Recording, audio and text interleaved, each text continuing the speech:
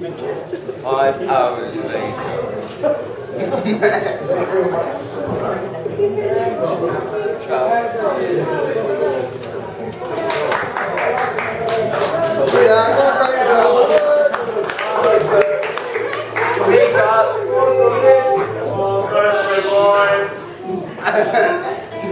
My younger brother was dreading this occasion. He was always the sensible member of the family, and I was of the other ilk. In mid-April 1975, there was a referendum as to whether we should stay or leave the European Union. And I was sitting at my desk not 200 metres away from here that morning, and I had on the desk in front of me that day's Morning Star, the Communist Party newspaper, and I was a member of the Communist Party. And at that time, unashamedly, because I had never been a Stalinist and I knew what the Stalinists were, but the Stalinists no longer controlled the Communist Party. They tried to, but they didn't. The front page of the Morning Star, its headline read, "For Britain's sake, vote no." And I'll admit I'd already made up my mind that I would be voting yes. But I was also extremely angry to read this headline. I did not expect the Communist Party's daily newspaper to so blatantly appeal to nationalism.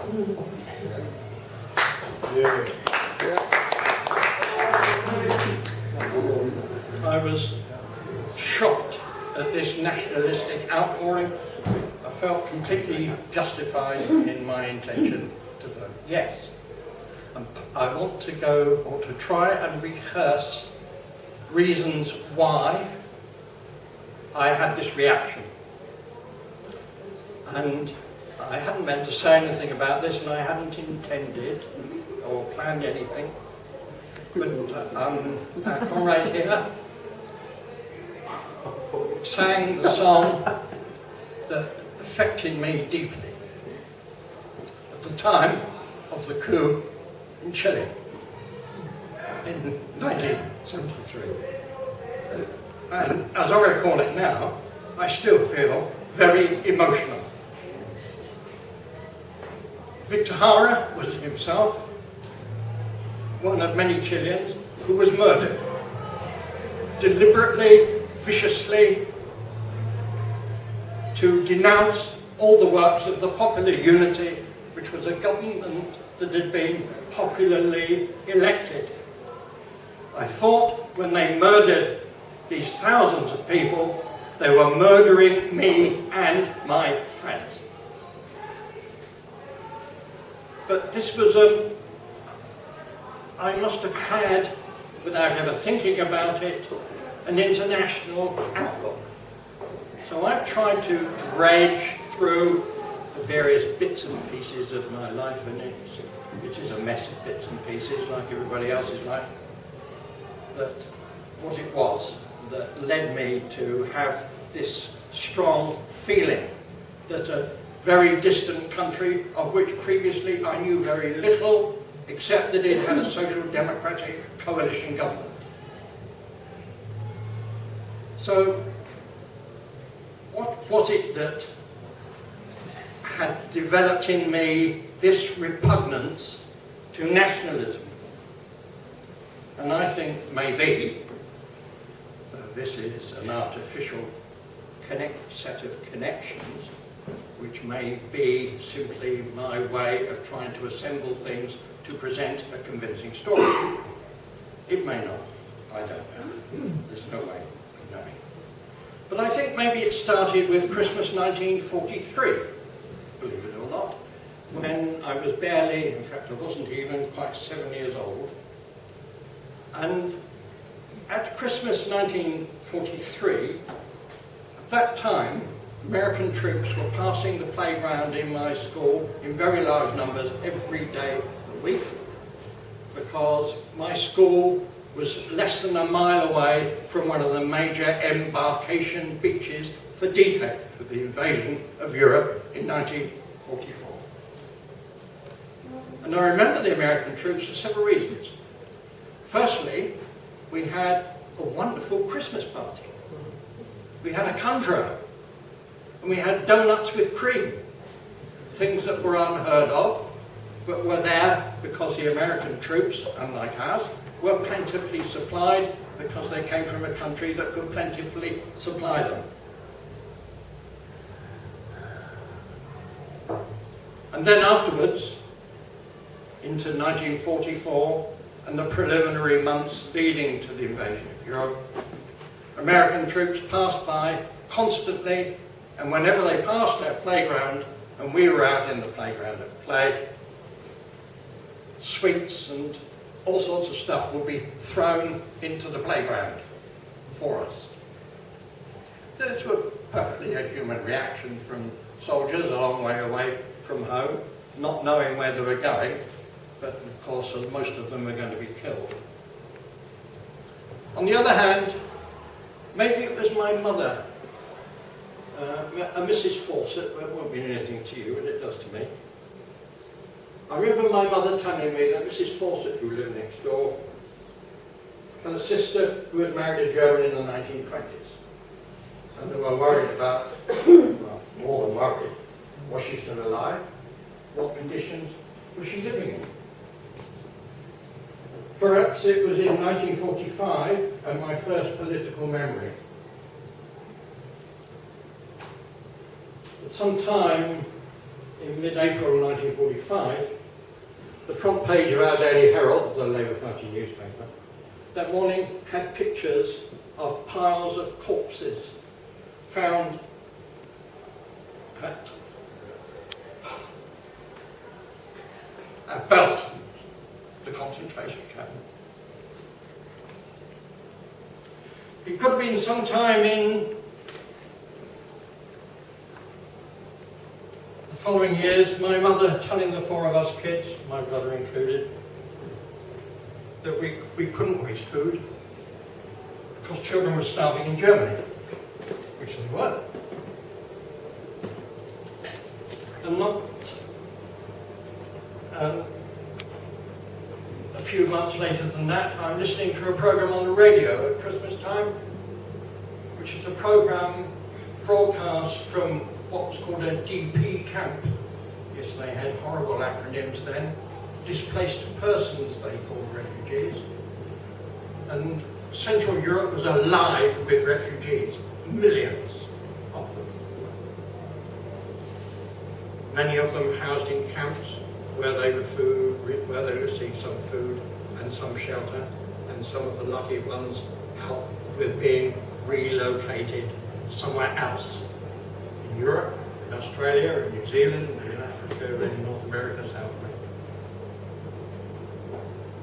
So my mother was saying, we mustn't waste our food. Then I leap forward in time to 10 years later. 10 years later than this, I was on my ship in Townsville in the Barrier Reef port in Australia. And I'd gone ashore in the evening. We had gone there to collect the corpses of the cattle that had been driven into Townsville by Aboriginal Australians on horseback. It's like something straight out of the Wild West. So a group of us go ashore that evening, and it's even a boardwalk town, Townsville then. And hanging around outside the bars were Aboriginal stockmen. They were dressed up as if in an American movie. They had Wrangler jackets, tall boots, but they were not allowed in to the bars. Prohibited by law. Aborigines do not go into bars. So outside, on their track for bringing this cattle into Townsville, they have been catching and killing rock pythons and other large snakes. They've been drying the skins and turning the skins into wallets in purses into belts, and here they were hanging around in their Stetsons too, outside the swing doors, yes, the swing doors of the bars, trying to trade these snakeskin products for a schooner of beer. And I was shocked. And I think my shipmates I was with at the time were shocked too. And then, not 6 months later, this time, I was on a ship that was alongside a wharf in Lagos in Nigeria, and it was a year before independence, which was only a year away then. I was there over Christmas in 1959, and independence came in 1961. I saw a lorry, because all the lorries then had headboards with political slogans on them, and they were all associated with independence, and most of them had some sort of biblical reference. The one that caught my attention was a lorry with a headboard saying, "Eternal vigilance is the price of liberty." And as if to say that some person had been a bit negligent in this respect, chained to this lorry was a marmoset. Not vigilant enough. And a year after that, in December 1962, I was in a tanker just sailed from Aruba. Bound for we were to be loaded fuel oil, and we were bound to New York. Cuba was 800 miles to the north, and we were being overflown by American aircraft and harassed by American warships. The owners of the ship, the CASA Petroleum Company, very wisely took evasive action and told us not to go to New York, but to turn 90 degrees to the right and go across the Atlantic to Las Palmas. At that time, the ship's radio officer had tuned in to the World Service, which was constantly, throughout the day, broadcasting the BBC World Service, which was our only source of information about what was going on. It was shocking, it was scary, but we of course were utterly, like millions of other people, were utterly impotent. Less than a year later after that, I was a student at Ruskin College. I was no longer a senior. One of my fellow students who started at the same time as me was a man called Leon Levy, South African. He had a brother, Norman, who was on trial at Ritholia. And we marched through the streets of Oxford in 1962, demanding the release of Nelson Mandela. 10 years later, in 1973, there was the coup in Chile. And first Hernan Rosenkrantz and then Tito lived temporarily with me and my kids in Greenbank Road, and just down the road was Marcos Palacios, a Brazilian political refugee, and one of my students.